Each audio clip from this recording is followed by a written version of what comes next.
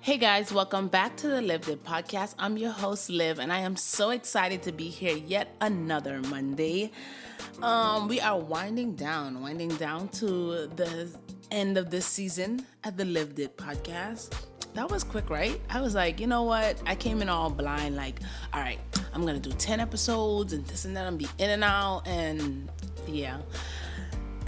That didn't work out the way I thought it would.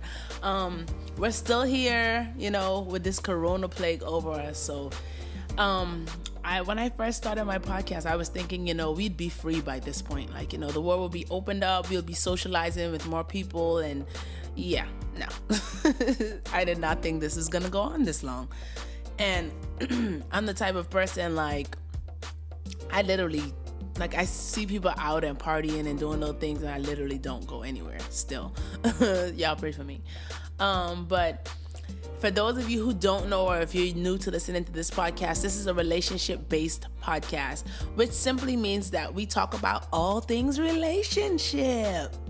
And that could be from your relationship with your spouse, your boyfriend, your wife, your mom, your dad, God, whoever, whatever it is. But we talk about all these different things. It's pretty much a testimonial based podcast. So, people come in and share their stories and share their experiences and show that how they not only lived it, but they survived it. Y'all see that? The play on words. But if you have not yet subscribed, go ahead and subscribe so that you can see so that you can make sure you're getting all of my new episodes that are coming out. You'll get a little notification like the Lived It podcast has released a new episode. So yeah, you go ahead and do that. But I hope everybody's doing okay, man, because it's been so crazy. Like, I feel like every day I wake up, it's just something else or someone else, or it's like, I'm like, Lord. I woke up the other morning, I asked my family, I was like, what chapter of Revelations we in this morning? Because it's like, oh my gosh, I can't even explain how draining it is to wake up, and it's just, it's so crazy because what really kind of set on to me is I've always been the type of person, I've always love my personal space. I've always kind of set boundaries with people. I'm not very emotional. I'm not really into the hugging and the, all that stuff. But it's so funny how we take these things for granted. Just thinking okay, this is going to be here at our grasp, whether we want to hug someone or love on someone or be in connection with someone. And it was literally stripped away from us. And I'm really saying, dang, I wish I had took on more of those invites that I was getting, because people would invite me out and I'd be like, no, I'm good. And it's now I'm I really want to hang out with some people. I want to see some faces, some new faces. I want to sit down on the beach and be like, hey, where are you from? But this is just a really, really, really great lesson.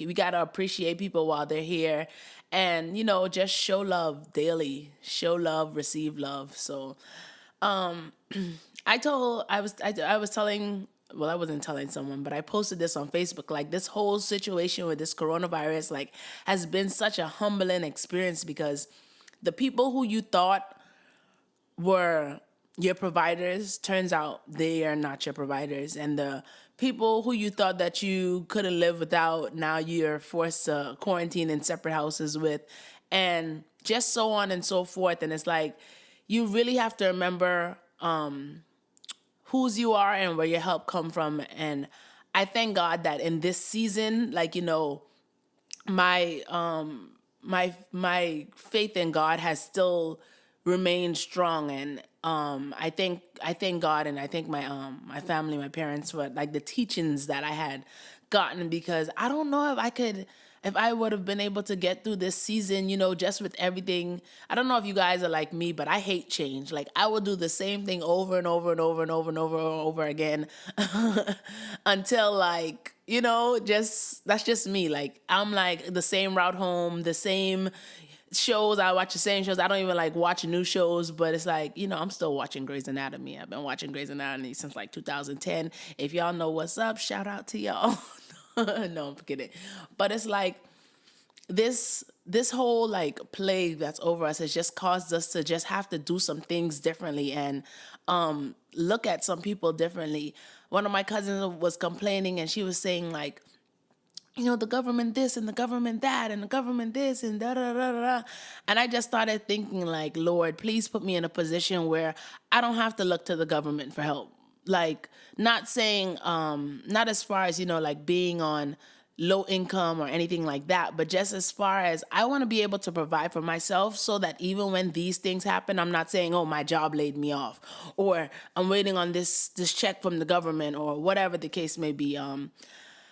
Yeah, like I've really been praying for that. Lord God, put me in a position where I can provide for myself and help people. Like that's like my constant prayer. But I don't know if you guys haven't been humbled by this experience, like, spend some time in your prayer closet and just kind of ask God, like, show you what's going on. Because I feel like all of this that's going on, like, it's scary, but at the same time, it's like, wow, God, you are God. Like the people who we thought was in charge ain't even really in charge. They don't know what the hell going on either.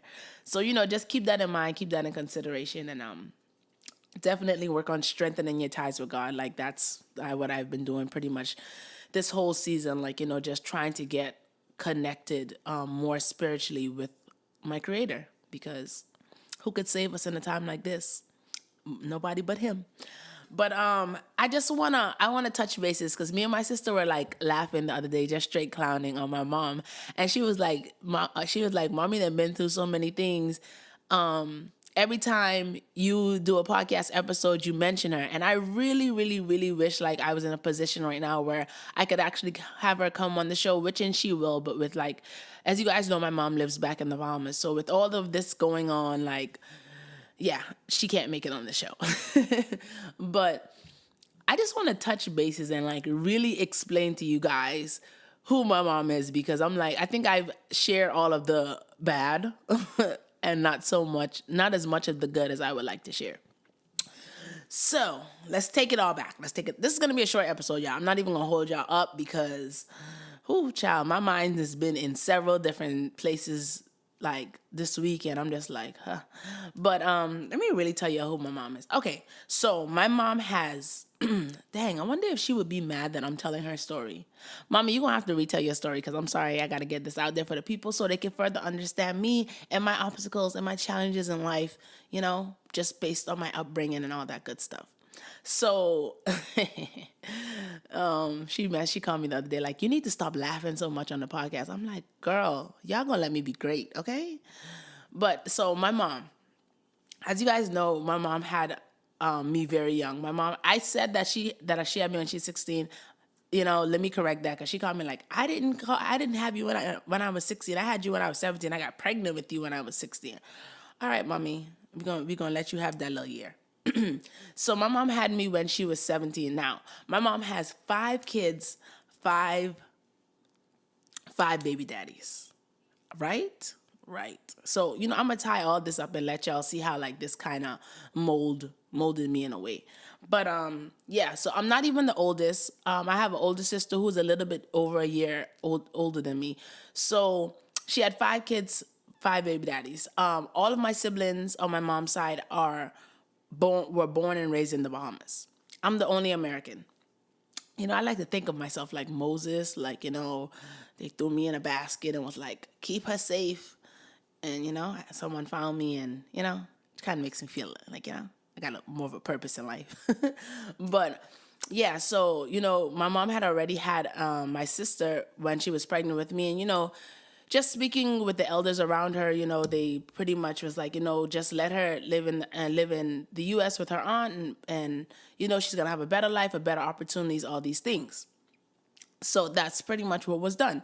Now, as I've stated before, like we never lacked anything as far as like financially. Well, we know parents. I'm a parent, so sometimes you be lacking, but kids don't know what's going on. Like my daughter don't even know I'm rich. Like she thinks I'm poor. No, I'm kidding. But I didn't lack anything as far as that, but as I said before, like, my dad, he was non-existent in my life, and he also spent most of my adolescent years in prison. So just think about this now. A girl living with my aunt. My mom's in the Bahamas with all her kids, a lot of them, and I'm over here. My dad's in jail. I'm here with my aunt. So, it was a lot of resentment on my end for my mom, like, because I always felt like, dang, like, why am I here, and I just couldn't understand it. So, like, it was just it honestly left a bad taste in my mouth for my mom for a long time, like, but I always had like this unconditional love for her, like, it's hard to explain, but that's how I always felt with her or whatever. So I just want to show you guys this full circle moment. Like, of course, living in the U.S., my mom would, like, call, blah blah blah, check on me, everything's good, I love you too. But she was never physically there. I would go back home for like maybe summer. I would go back to the Bahamas for summers, or maybe Easter time. Any little break I had from school, usually I would go back. But even then, I would stay with my other aunt in the Bahamas. I really, really stayed with her because she was so unstable at that time, being a young mom with 5 kids, and most of our fathers were uninvolved in the life. So I know it was a lot on her in that time of her life. And I remember when I had my daughter, I moved out from my aunt and I went to live with my mom. And it was like, when I tell you a full circle moment, it was like she wasn't there for me, but when I had this baby, like, she was there in like just full mommy mode. And I can remember when I had the baby, she was back in the Bahamas, and as soon as she found out that I was in labor, like, she hopped on the plane and she was there within I want to say hours. She was there or whatever, and like, she just came in like superwoman. Now, of course, I'm a teenage mom. I just graduated from high school. I didn't have a job. The father of my kids, who's my boyfriend still currently, he, we were young. Like, his mom was involved, but he didn't have a job, so not consistently. And like, she just came and swooped in, and I just was like, Lord, this is not the same mama that I had, because this lady is like a mama. But like, she just came in and she took care of my daughter, and she like bought all these things, and like, it was like everything that I was stressing about while I was pregnant, like, she just stepped in and showed out. Like, she came in and was like, blankets, clothes, whatever, like, everything was just provided for, like, everything. And this is so out of the box, but I can remember, being pregnant with my daughter. Like, a lot of people weren't here for it. Like, they weren't here for it. And I remember one day I went to this church convention or something. I can't even really remember, but I know it was like an overnight stay. We ended up going up to this place. I don't know. I think I want to say like Tampa or something. And we stayed there we went to the convention, and we stayed there for like a night, and then we left.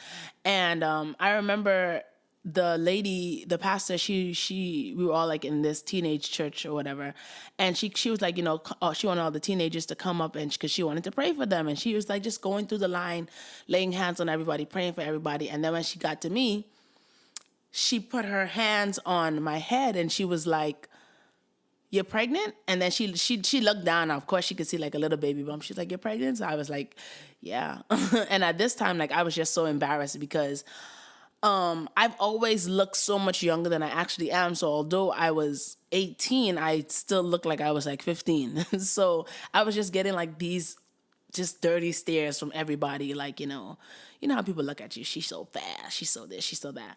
But she just kind of like put her hands on me, and like, I like just instantly broke down, like, cause I was just going through so much, and like, I was just so embarrassed, and like, my family was just so unhappy with me and my decisions and all this stuff. And she looked at me, like, she literally like held my head up, and she was like, "This baby is gonna be a blessing to you. Like, you'll be so surprised. You're gonna be so surprised how you're not gonna need for anything." And she said it just like that. And like, she kind of encouraged me and was like, keep your head up and blah, blah, blah. And like, to this day, I would never forget that, because my daughter is now 9. And when I tell you, that's exactly how it has been for her. Like, I, I could like, I would literally be walking. I remember moving back to the Bahamas, and I would have her in my hands when I'm walking, because this is the Bahamas. We walk everywhere. It's so tiny. But I'd be walking, and of course, I had with my living with my mom. Of course, she's providing for me and my daughter and all that stuff, along with her paternal grandmother and her father and all that stuff. But I can remember, like, literally walking. We don't need for anything, but like, physically, I don't have any money in my pockets or anything. And people would just come up to me and look at her and, oh my gosh, she's so beautiful. And we'd be like, here, take this for her. Like, literally. Like, I can remember one time I was in Publix, and I was buying her a cake, and I was throwing her this whole get together. And I can remember, like, I really could not afford to do this get together, but this is my baby. I'm a mom. This is what we do, So I was like, it is what it is. Like, I don't care if I spend my last on this cake. And like, as I put everything together, like, the money was just dwindling down. I was like, oh my gosh. And I stood in line with my daughter with this cake, and the guy this white guy in the front of me, he turns around and he said, it's her birthday. And I was like, yeah. And I had this big $50 cake that I could not really afford. Technically, they say if you can't buy it twice, you can't afford it. So I could not afford it. And he turns around and he tells the lady, he's like, put it all together. This is going to be my birthday present to her. And I was like, oh my gosh. And I mean, I could go on and on about all the little things that happened in our life. But it just was so funny, like how, someone said this to me, and just kind of seeing this all play out. Like, I can remember when she was a kid, and myself and her dad, we were working, and we didn't have anyone to keep her. After we moved back over here, we relocated, tried to restart our life and all that stuff. I didn't have anyone to keep her, so we were like, okay, we got to put her in daycare. He's working overnight, I'm working in the morning. We're just like rotating shifts. And for me, it's not really working, because as he's coming home 8 o'clock in the morning, I'm walking out the door 8 o'clock in the morning to be to work for 8:30. So I always felt guilty, kind of like leaving her there with him, because I knew that he was going to go to sleep and she would pretty much just be up kind of doing her own thing. So, I was like, okay, I'm going to put her in this government funded daycare. And I can remember, like, so many people just kind of talking to me like, oh, you know how hard it is to get in these programs, and the waiting list is this and the waiting list is that. And I've always been the type of person, like, I'll be like, let people kind of discourage me, like, oh, they said the waiting list was this, or, but I was like, you know what, let me just do what I got to do. And I literally walked in there with my 4-year-old daughter in my hand, and I was like, hey, I want to enroll her in this school. And they gave me the paperwork, and they were like, oh, we have a waiting list, this and that. The waiting list is 6 months, which means she won't be here for the next school year. And I just was like, whatever, just give me the paper. Let me just fill it out and we'll see how it goes. So as I'm filling it out right in there, the principal of the school walks past, and she goes, oh my gosh, what a beautiful girl, or whatever.